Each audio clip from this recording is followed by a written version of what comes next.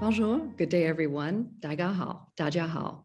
It's my pleasure to welcome you to the Canadian Chamber of Commerce in Hong Kong and the Hong Kong Canada Business Association's 8th Annual Transpacific Entrepreneurial Virtual Conference. This is session number 1, the Roadmap to Canadian Success in Hong Kong. I'm Rachael Bedlington. I'm the Consul General of Canada in Hong Kong and Macao, and I'm delighted to be moderating this session today. I'd like to thank CanCham for holding this event, despite current COVID restrictions, which make it a fully virtual event. I'm a big believer, I have to say, in the power of business councils and business chambers. And the Canadian Chamber of Commerce in Hong Kong is well known for being one of the largest and most active Canadian chambers globally, with over 1,500 members. An important part of the work we do at the Consulate General of Canada is to support Canadian companies and help them access opportunities in Hong Kong, and through our broader Government of Canada network, access those opportunities too in mainland China and through the whole Asia Pacific region. Our trade team works very closely with the Chamber and its members, and we work to navigate risk, to identify opportunities, and to pursue trade and investment results that really benefit Canadians, both in terms of jobs at home and also bringing home profits to Canada to help boost our own economic well-being. So we're extremely pleased to be partnering with CanCham and HKCBA on this conference. Let me just also note that some of our provincial partners, Quebec and Alberta, are also supporting the conference this year. Since the beginning of the year, the Quebec office in Hong Kong has had a new economic mandate aimed at promoting Quebec expertise in various sectors, identifying business opportunities and partnerships in Hong Kong and Macao. And some of that Quebec expertise will be on showcase tomorrow in the panel discussions. Invest Alberta Corporation promotes Alberta internationally as an investment destination of choice. And I think right after this session, actually, there'll be another where you'll have a chance to hear from Kevin Sway from the Invest Alberta office in Beijing and Joanna Chan from the Invest Alberta office here in Hong Kong. So I hope you'll tune in for that. So turning to the topic for the panel right now, the roadmap to Canadian success in Hong Kong, let me just quickly set the scene before I introduce our panelists, just to give listeners who are far away from events here in Hong Kong, SAR, maybe a bit of a flavor of kind of what the environment is here right now. So for all of us, the last 2 years have been very difficult, of course, due to the COVID-19 pandemic. The inability to travel for businesses here in Hong Kong, I would say, has been really very, very difficult. It has meant an inability to travel to the mainland freely, and also an inability to travel through the region and globally. So that obviously has an impact on both maintaining current business links and also getting new business in the pipeline. So tough to develop new business relationships.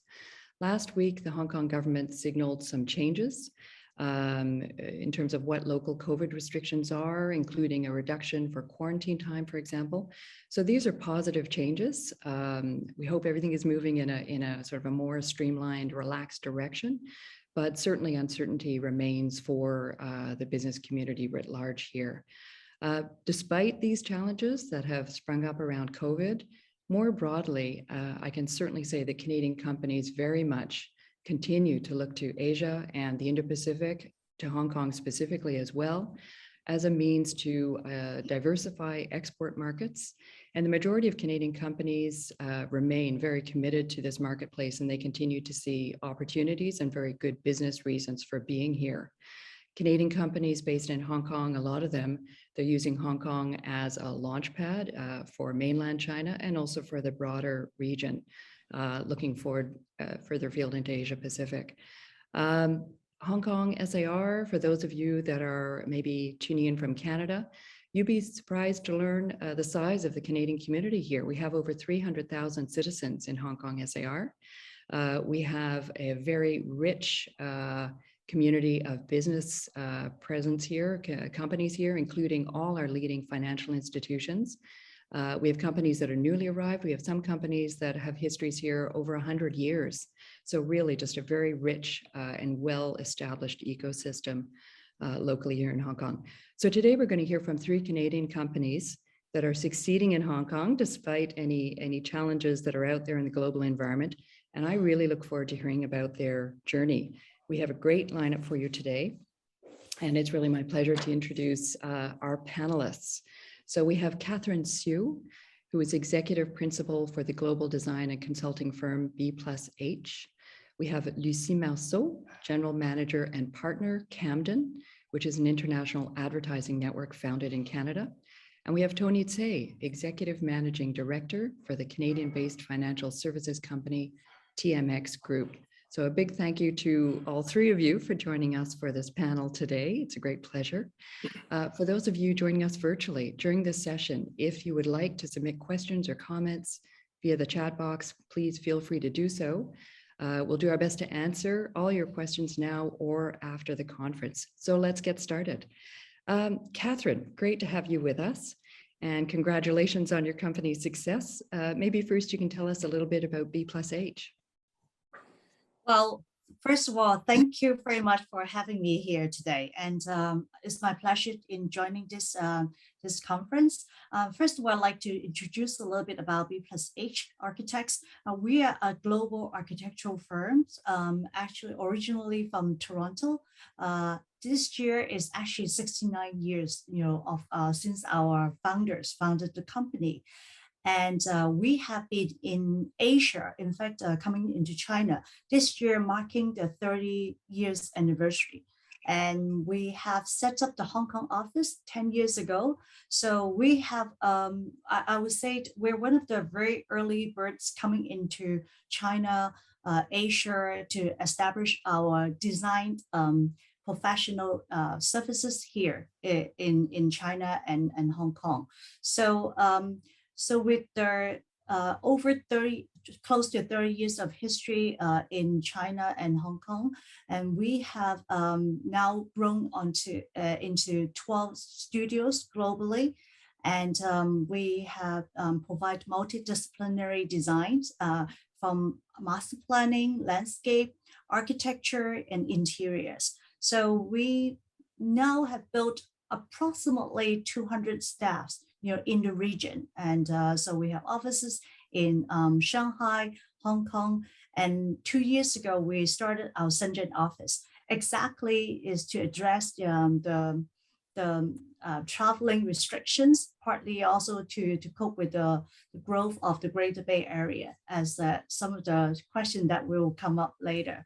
So just to give everyone's a little background. So what we're doing here, we have established our clients base, and not only with the Hong Kong local big developers and big financial institutional clients, but also with the Hong Kong government, like the healthcare, the health hospital authority, and we have launched into a lot of state-owned company relationships in China. So namely, like some of the banking industries like China Merchants Group, or some of the private developers like Greenland, and both local and international. So being a Canadian company, we're very pleased to share some of our experience and running our business here. So very nice to meet you all today. So I would like to pass my time to other panelists. Thank you. Maybe I'll turn now to Lucie and ask if you could tell us a little bit about Camden's activity and your decision to expand into Hong Kong. Yes, thank you. I'm also very glad to be here today, very excited to be part of this discussion. Thank you for inviting me. So yeah, I'm Lucie, the General Manager of Camden. As you can hear from my accent, I'm not Canadian, I'm French. Camden is it's a full service agency. We've also actually 30 years experience, as you were also mentioning, Catherine. We have 4 offices in the world. So we are in Canada with Montreal. This is our headquarters. We are also in Toronto, which is our media hub, as well as in Lyon in France. And Hong Kong is the latest addition to our network. It was created in the summer of 2020. The aim is really to position this office as a content production office, focusing on helping brands to communicate online through the production of branded materials for social media, for instance, websites, online platforms, for basically brands to connect with their consumers. In Hong Kong, we already worked with clients like Natixis, investment managers, but also the sport giant Decathlon. And more recently, we've also worked with the football club FC Barcelona. And we also have a client called Angel Hub, which is a platform connecting investors and startups. So there's a variety of different clients that I will explain more about later. In terms of how we decided to come to Hong Kong, you know, our CEOs, they visited Hong Kong before the COVID era. And it may sound a bit cliche, but just like many of us, they fell in love with the city and decided that it would be their next Asia Pacific office. Because yes, after opening in Canada and Europe, Asia was really the next focus for Camden. And the other cities, the other big hub of Asia didn't seem as attractive to them, you know, thinking of the Camden values of being creative, diverse, inspirational. We thought that Hong Kong was perfect. It was the one, basically. So yeah, despite the COVID happening, like the year after they made the decision, we didn't give up on the plan, and we're really glad we didn't. This office really became our Asia creative hub. So yeah, this is about us. Thank you. And very interesting to hear how your sort of company values and focus on creativity, that Hong Kong was somewhere that matched your needs in that regard. Can I turn to you, Tony? And I'm wondering about TMX in Hong Kong. It's not your first experience opening up a new Canadian business here. So I'd be very interested to hear sort of highlights from your perspective of the changes that you've seen here in that regard, and maybe some of the elements that are consistent from your first experience in Hong Kong to your current TMX role. Sure thing. Thank you very much, Rachel. Yes, you know, it isn't my first go around, I guess, in setting up an outpost for a Canadian firm. You know, I wish Invest Hong Kong gave out frequent flyer miles or loyalty points, because I would have quite a few in my back pocket. But look, you know, a bit of background, as you asked, Rachel. TMX Group, for some folks who are not familiar with the name, we operate all the major equity and derivatives exchanges in Canada. So this includes the Toronto Stock Exchange, the Montreal Exchange, TSX Ventures, which was formerly the Vancouver Exchange. We also operate all the central clearing, the depository, custody, and the data services for all the public markets in Canada. So, and then on top of that, we have quite a few international operations, which includes our commodities trading platform out of the UK and Austria.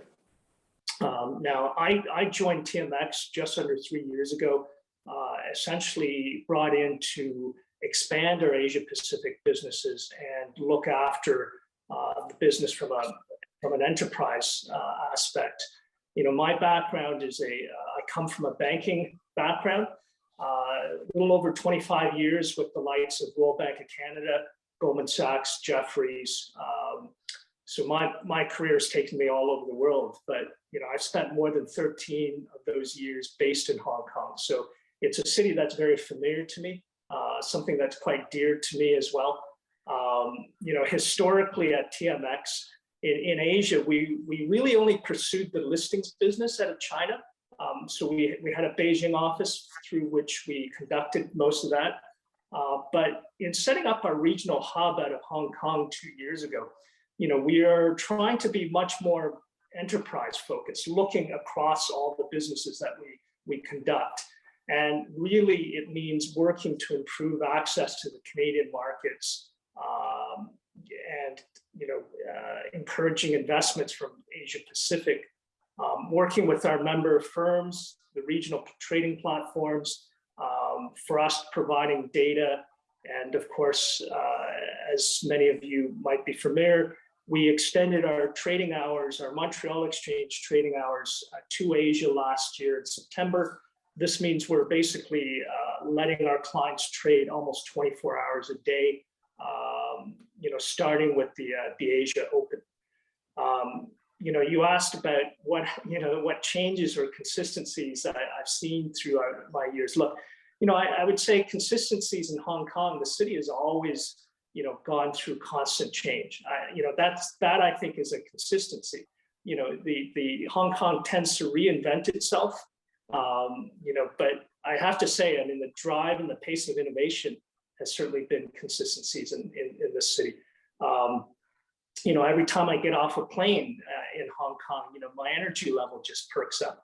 It's this city just has that thing about it that you're always excited to come, either for a visit or for long term. But change, there's certainly been quite a bit of change. Probably the biggest change I've seen of the city is globalization.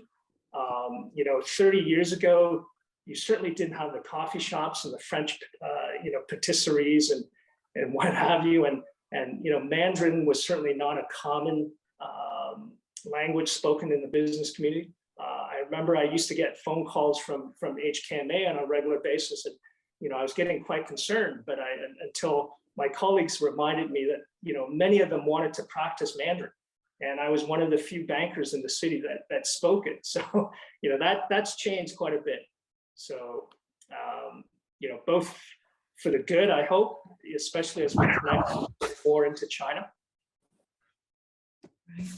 Well, thanks very much. And I couldn't agree more. I think all the years I've been coming to Hong Kong, that notion of getting off the plane and just this kind of sense of energy and vibrancy in the city, there's a real buzz about Hong Kong. Having said that, we're going through a period now where things are obviously a bit quieter because of COVID. And maybe I can just segue to ask all of you on that front. How your companies have been dealing with these past 2 years, sort of what adaptations or techniques did you use to keep on supporting your business in a very changed business environment?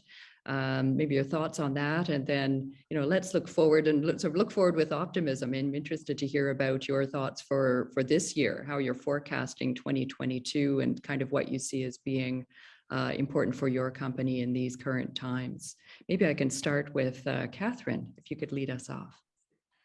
Well, I mean, the last 2 years been very challenging, especially because our firm, we cover many different disciplines, but we also see there's opportunities, because we cover healthcare, we cover hospitality, we cover commercial, architecture and interiors. So we can see there's ups and downs. Sometimes I feel that, being diversified, because we are a multidisciplinary design firm, that we actually can play off one of another. So when we see during the travel restrictions, so there's maybe a lower in demand in terms of maybe hospitality, interior design, or the hotels being built or invested, we see there's up on the healthcare sectors.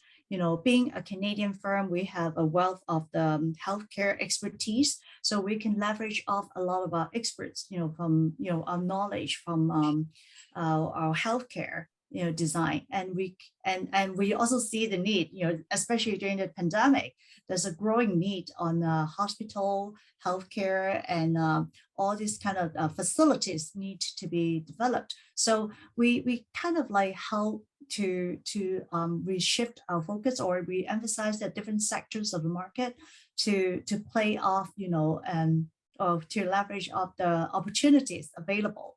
So that's been something I think big part of B+H. We're pretty in tune with the market, and also very focused onto surfacing what's the need, in the market. So. But going back a little bit about the challenges, and also, as I mentioned earlier, being in Hong Kong for 10 years, and suddenly, we used to be able to cross the border quite easily, and now, because of the COVID restriction, we couldn't cross the border. So 2 years ago, we had the hindsight of setting up office in Shenzhen. So by having an office in Shenzhen, it can better servicing our clients across the border, especially in the Greater Bay Area. We see a great potential there. So that's also something that we've done in the last couple of years, and now it's paying off, definitely. But having said that, we still love Hong Kong, and Hong Kong still have the, one of the biggest international talent pool. We talk about hiring every day, and we talk about, how to retain people. So, but anyway, I think I've said enough on this matter, so I may just pass the time to other panelists to share their experience as well. Thank you. Thank you, Catherine. We'll come back on GBA in just a moment because I want to hear more. And I think, what a prescient decision around a Shenzhen location. Very interesting. Maybe I can turn to Tony and ask you with regard to kind of COVID management and adaptation, your thoughts on that. Yeah, absolutely. Look, without a doubt, it's been a challenging 2.5 years.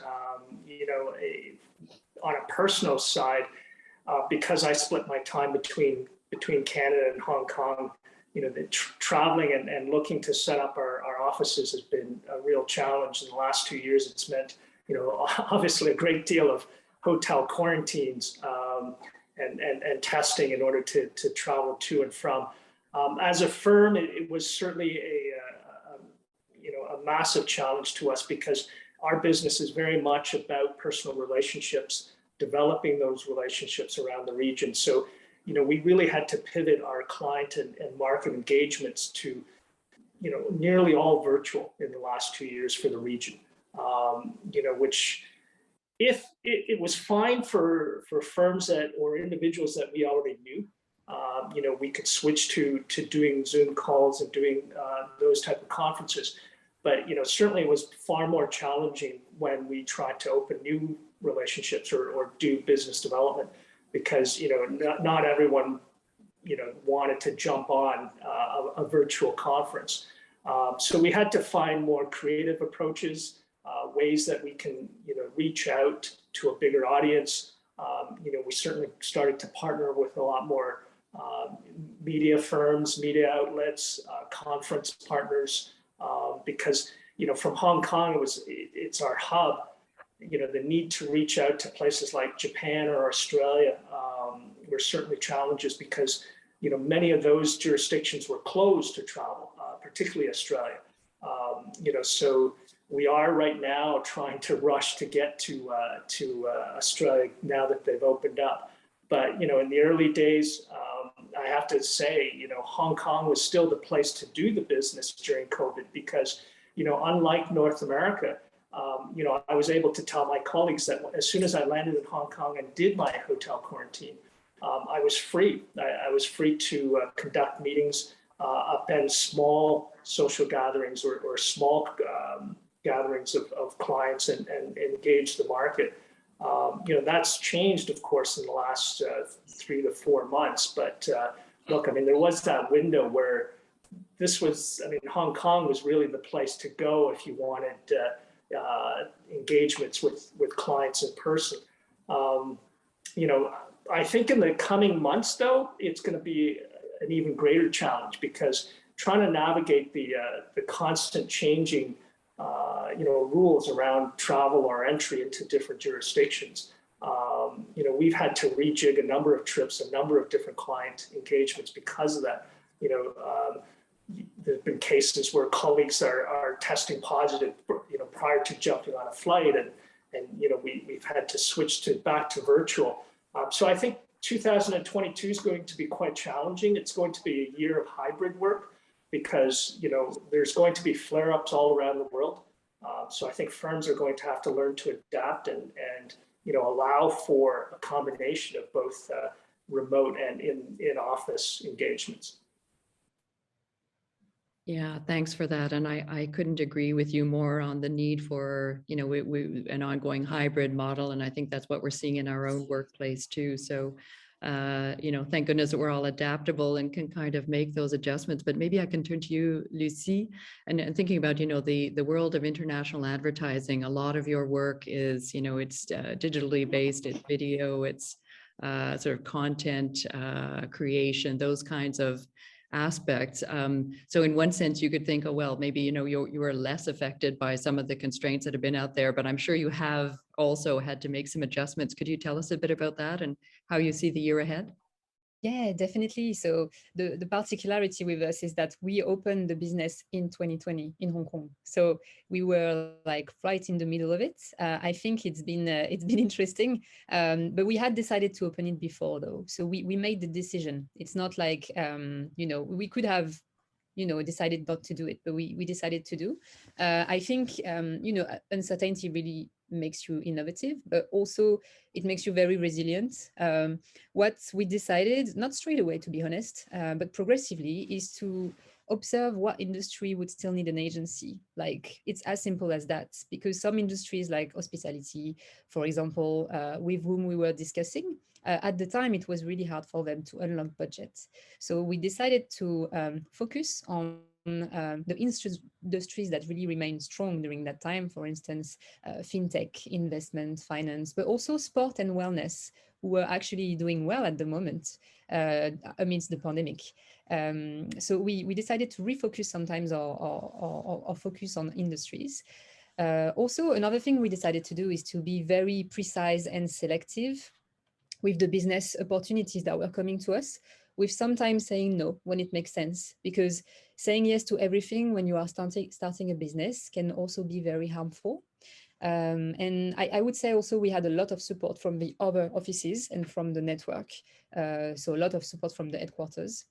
And sometimes we had to slightly tweak our business model too. And when I say tweaking the business model, it's maybe like having less resources internally and externalizing, or making decisions like this, But for 2022, things are looking good. I think that even if the pandemic was not there, it always takes some time, to start a business and make it, successful. We have secured interesting new accounts at the beginning of this year, and our credibility is growing after, all the efforts of the past 2 years. So we really want to focus 2022 on keeping this momentum going. And not letting go, with the new announcement, it's of course, looking brighter. But I think that with all the efforts we have made and the fact that we have been through the crisis, I'm not worried, and I think it's looking brighter for the future. That's really good to hear. I think we all need to go forward with a sense of optimism and sort of seize those opportunities where they do exist. And how interesting, your comments around, being selective about which opportunities you go for and focusing on those industries that really have maybe more need for your services, more success for themselves at this current time under the current circumstances.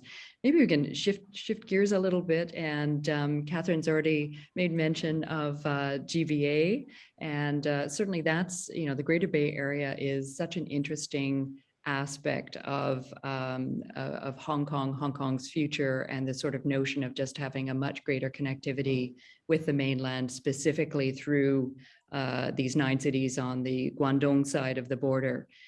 With regulatory changes and different shifts that are happening from a policy perspective, that are going to be able to, the objective is to enable companies here to, have a more level playing field, or sort of integrate better with some of the opportunities on that side of the border. So I'm really interested to hear your different perspectives on GBA, and whether or not indeed for your companies you see opportunities there, and what your approach is to try and identify them and take advantage of them. Catherine, maybe I can ask you to lead us off on this.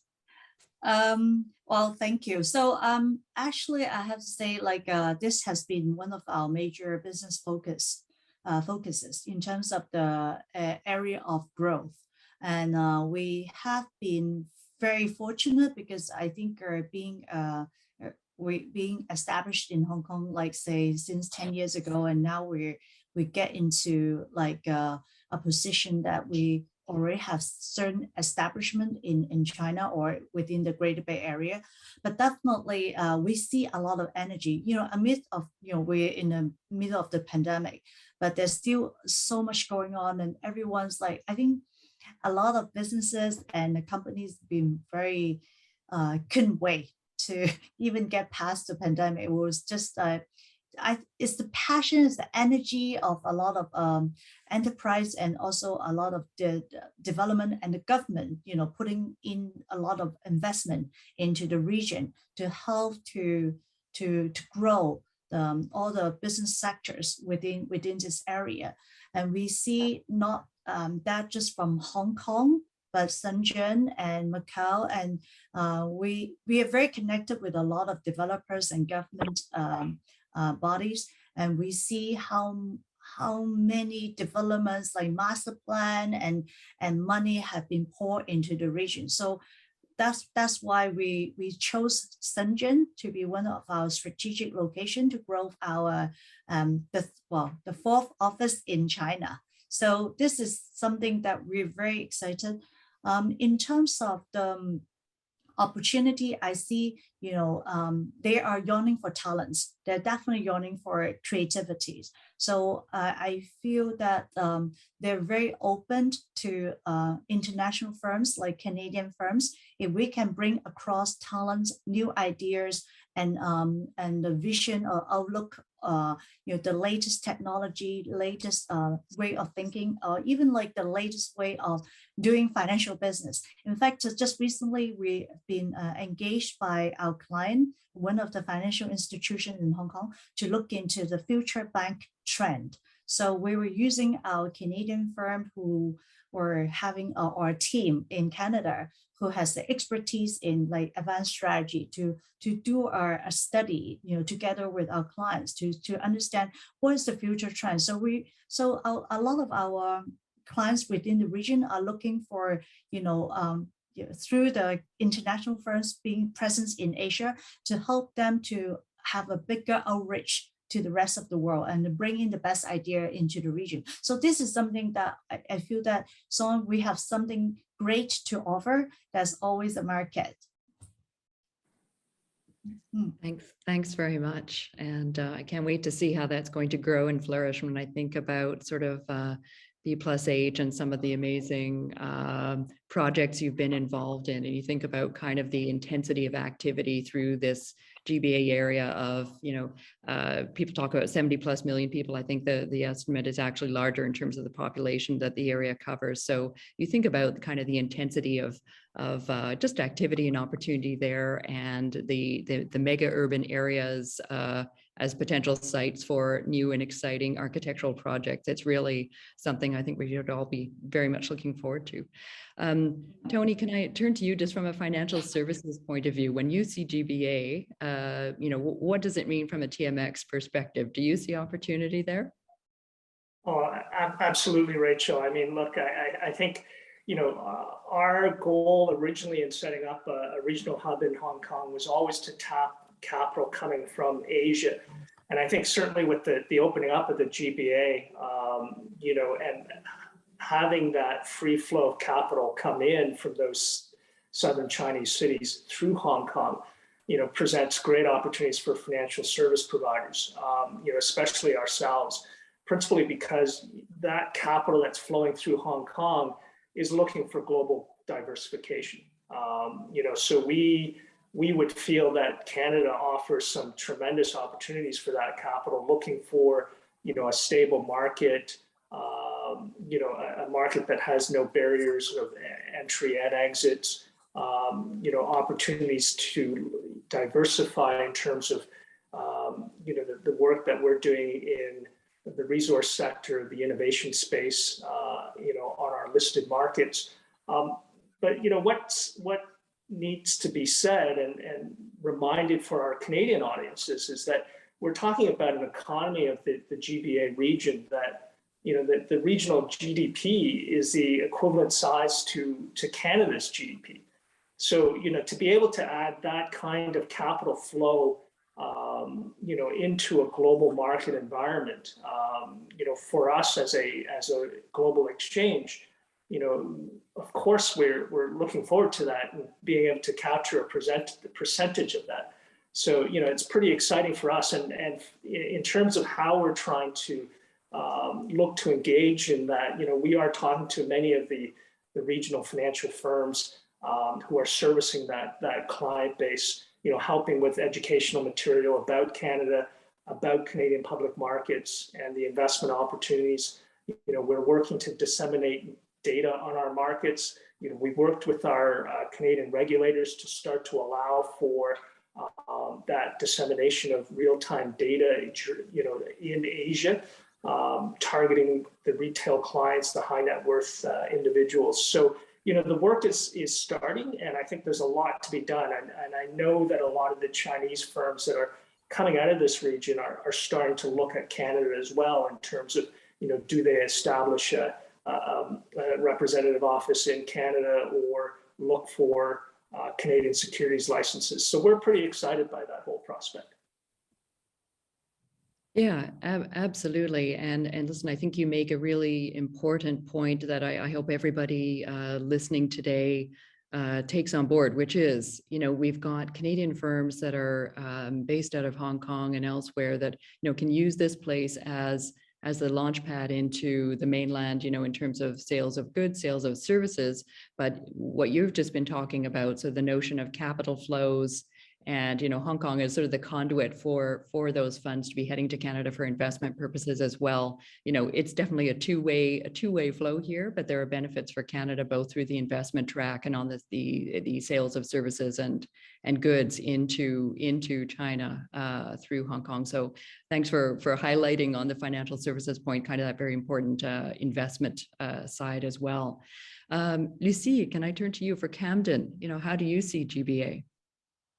Yeah, so for us, I think being part of this Greater Bay Area, above all, it also means like being part of something. Basically, it makes the business more meaningful. We're part of this big thing. We're all in this like together, and we also have a role to play in the Greater Bay Area.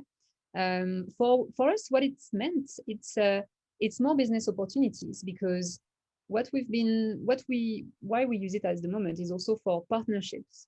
So, for instance, we receive a brief from a client that is also for China. Camden is not at the moment like a China expert, but what we do is we work with Chinese experts in China, and we partner with agencies, with local partners, like trusted partners, to answer the client's needs. And it's really great to really like just build a team that is part of this Greater Bay Area and being able to answer the client's needs. And I think we really used this like world's location to be stronger. And that's how I see it, because, we are global agencies, but then you also have the local expectations.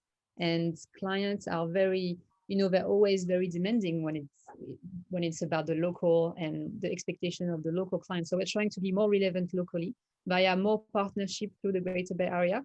So it's actually been very useful to us lately. And especially in this region of the world where, every market has different expectations. So we are trying to, like I said, to be stronger in this location of the world. Thank you. And a very important element too, partnerships, right? It's all about the partnerships and the relationships and kind of those connections that you have locally. And as you say, drawing on local expertise to flourish. Listen, we have a question, and it actually picks up on a theme that I think has been mentioned a couple of times already, and that's about talent. So let me read you the question that I have here. We hear a lot about the challenges companies are having attracting and maintaining talent.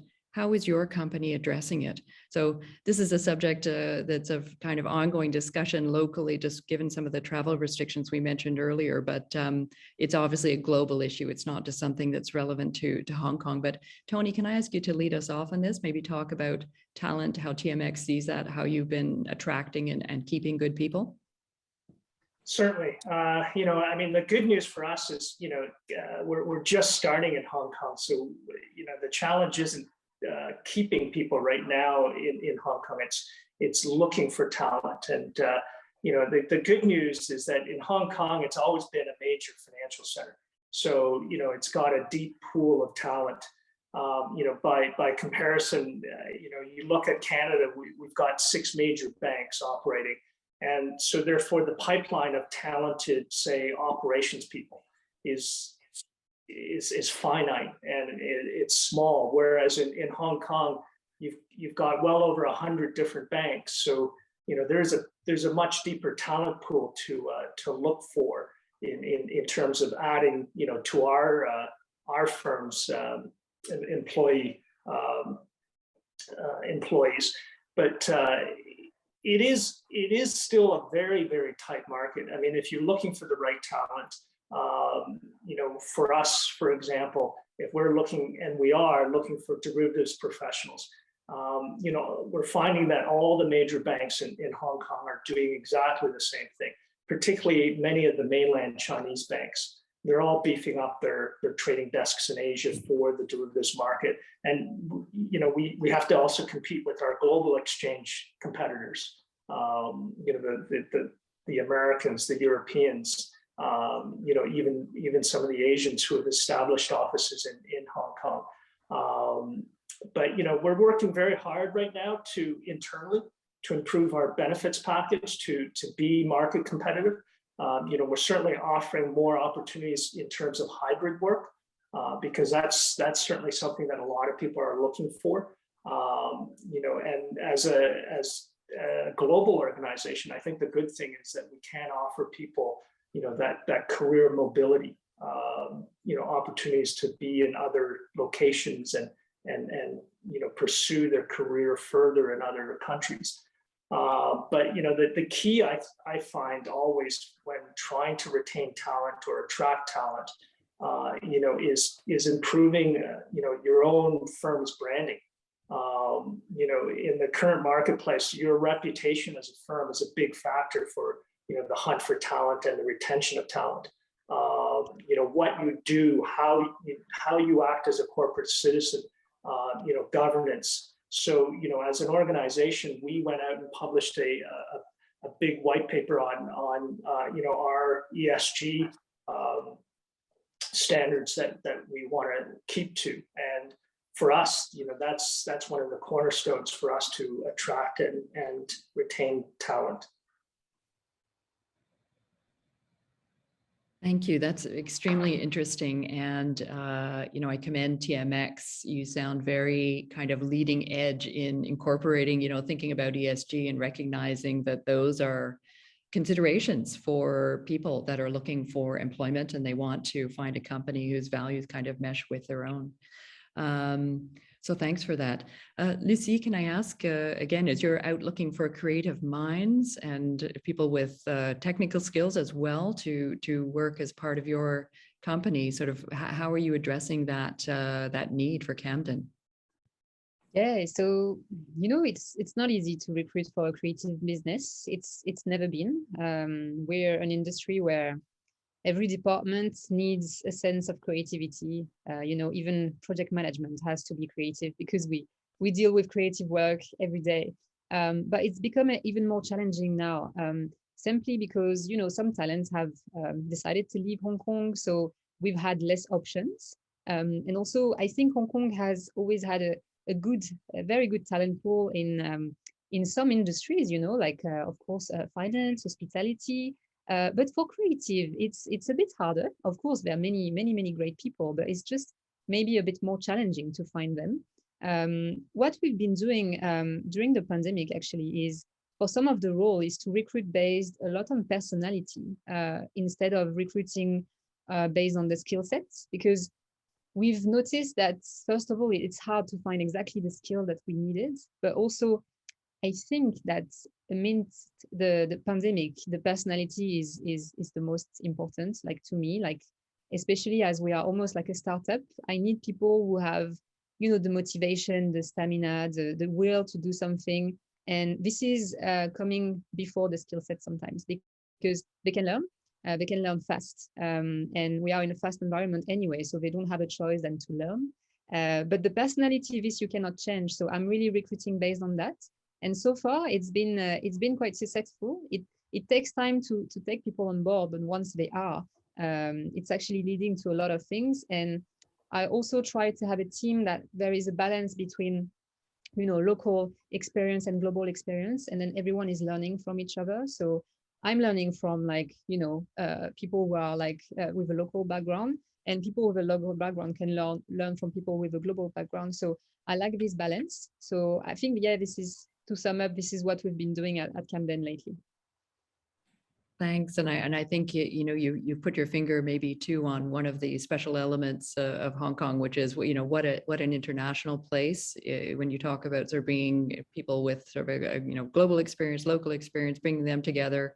But I find it so interesting, your approach of kind of building from the ground up, if you will, taking the personality and then sort of building on that to get the skills that you need in your company. And Catherine, how do you see this at B+H? I'm sure there are technical skills also you must have probably right from the get-go. But how are you handling the talent challenge at the moment? Well, first of all, we feel that, during the difficult time, like during the pandemic, it's just more important to show that the company is actually part of the home for our employees. And we always want to maintain a very good communication dialogue with our team, with our staffs. And we want them to feel this is like part of the family, apart from their own family. So I think the ambience and the atmosphere and there's the support that, and the understandings that, company offers, it helps to retain talents that, they need to think twice if they can find another, platform that can look after their interest. So we are, as a Canadian company, we're very understanding and accommodating that, like some individual, they all have needs, like, kids like online learning, working from home, and this kind of like hybrid work model. We're very open, and in fact, that's why one thing that we have invested tremendously into our IT network, our VPN, so that staff can work remotely wherever they are or wherever they need to be, so that they can have a good balance between the private and the work lives. So this is the balance that we also help our staff to achieve, and thus to retain, make them want to stay with us.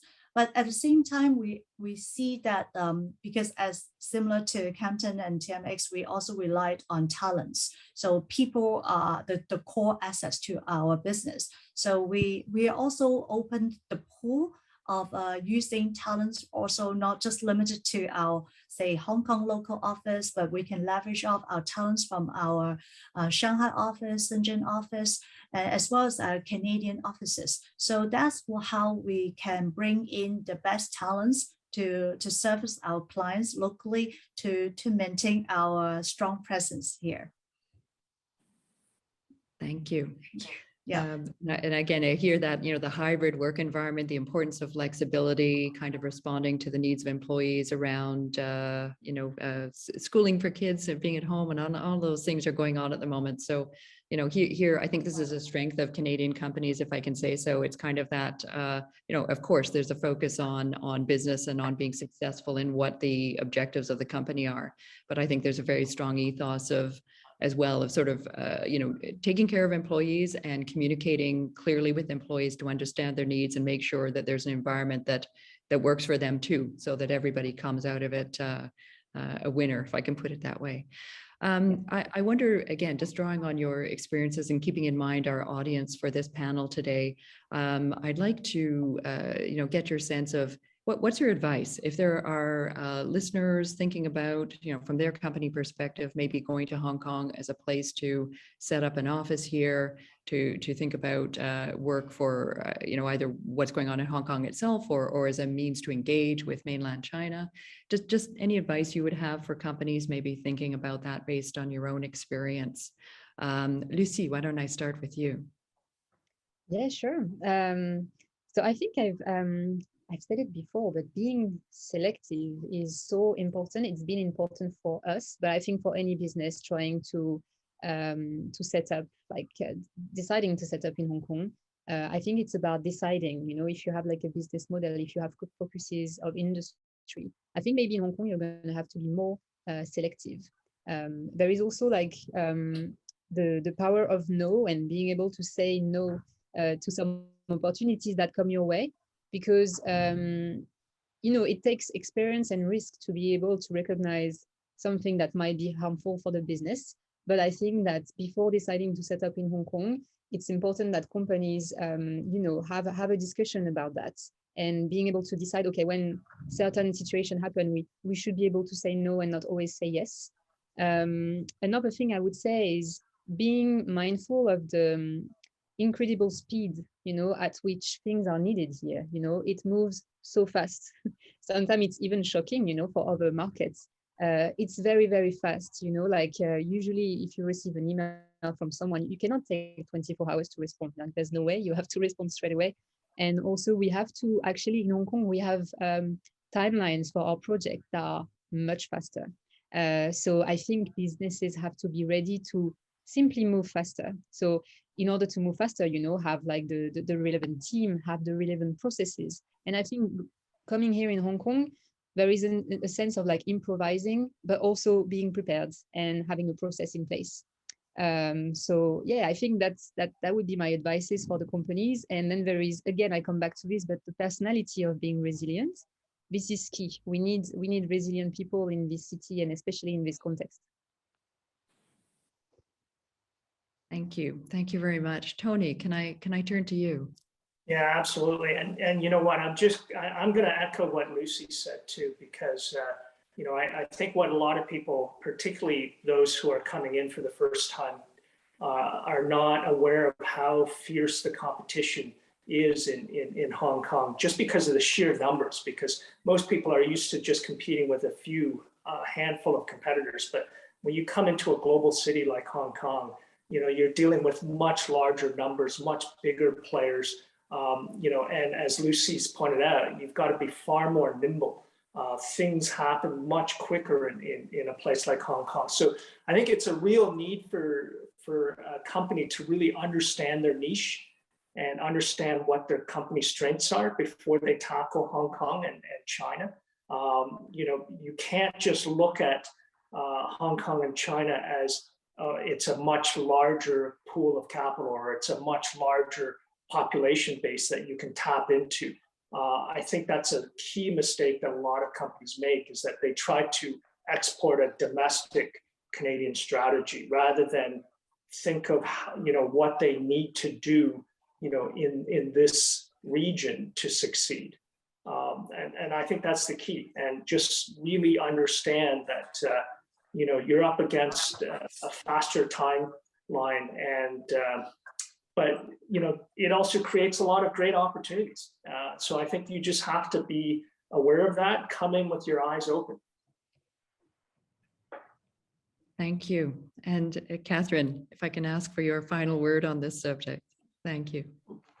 Well, again, I think our business start with the people. So I would advise for any Canadian company coming to Hong Kong, which actually there's a lot of Canadian Hong Kong Chinese available or working in Hong Kong who used to study abroad in Canada and decided to come back to Hong Kong. And I think for any new startup or starters coming to Hong Kong, it would be great to find a good business partner or have some of the team members who are already understand a full culture between like Hong Kong, Greater Bay Area and Canada. So that person or those talents will be able to help to bridge the gap, or if there's any cultural gaps, or bring can collaborate more efficiently and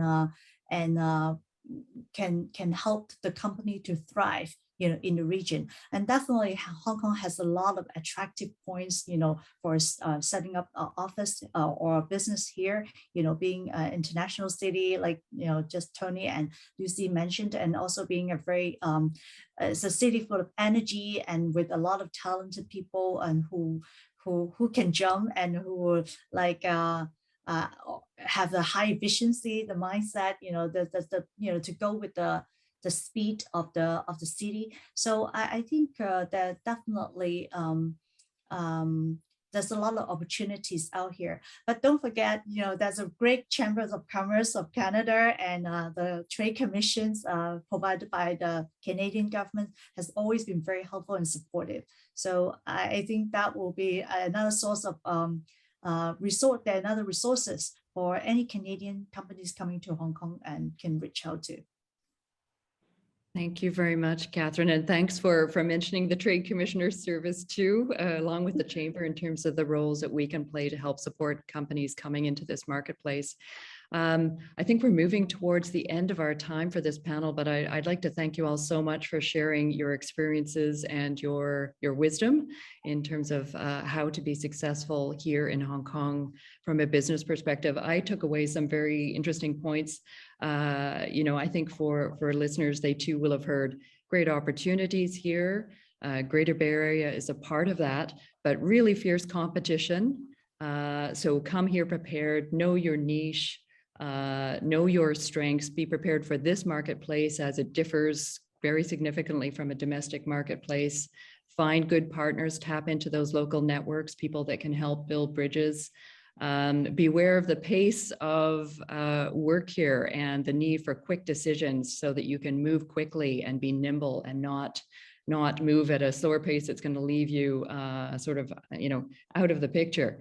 Deep talent pool, but also be perhaps open to building on people that have, the core on the personality front, but can bring real talent to the job when you've had a chance to train them up. So hybrid models of work, all these different approaches. The power of no, I'm going to take that away from this session as something to introduce into my own work life, perhaps. So I thank you all. It's been extremely interesting, and I'm sure listeners also have gained a lot from your words. I would just like to say as well, for anybody out there who wants to have further exchanges with the panelists or myself, you can connect with us via LinkedIn. And I think there are networking sessions also where you can have a chance to exchange with Tony, with Lucie, and with Catherine. So thank you all three so much for your time today. I really, really appreciate it. Thank you. Thank you. Thank Thank you. you.